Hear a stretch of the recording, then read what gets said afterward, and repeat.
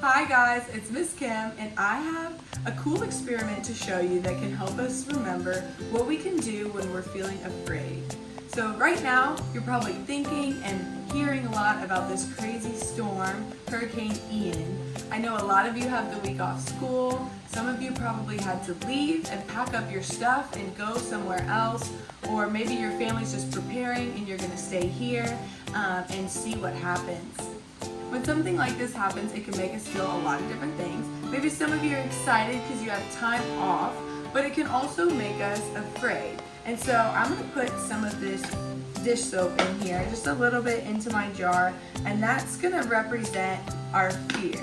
So when we're thinking about the hurricane, maybe some of you guys are nervous about what's gonna happen next, or you're worried for your friends or your family or your pets, and it can just be scary. And when fear comes into our hearts and our minds like this, it can grow, and then we're all filled up with fear. And what are we gonna do? What do we do with it? So we can try and get rid of it ourselves and just decide that we're gonna be brave, but that doesn't really work. It doesn't really get rid of our fear. So what do we do? Well, all month long, we've been talking about how we can trust God. Trust is putting your confidence in someone that you can depend on. Trusting God can be really hard when bad or scary things are happening, but the Bible tells us in 1 John chapter 4, verse 18, that perfect love drives out fear. So what color is love? I'm going to say it's red. So I'm going to put a little red in my water. I'm going to stir it up with my cool spatula. The thing about trust is it actually has a lot to do with love.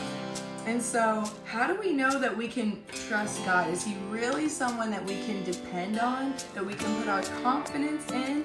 Well, we've been talking about how God's love is what makes him trustworthy. We know we can trust him because of how much he loves us. And so what do we do with our fear? Well, we gotta open ourselves up to God and remember that he loves us so much, and his love fills us up when we're a follower of Jesus. We have the Holy Spirit. And Ephesians 5 tells us to be filled with the Spirit. And God's love just keeps on filling us up.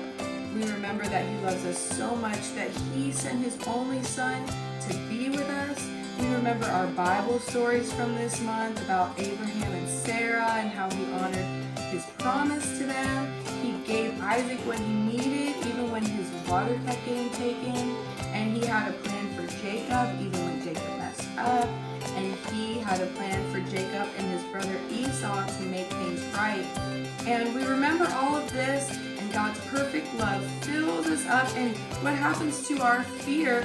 It comes out. It's totally gone now, and we're just completely filled up with God's love for us. Because remember, we know that we can trust him because we know how much he loves us, and we can remember that when we feel afraid, we can pray and ask him for help, and he will help us because he's always with us. We can trust God no matter what.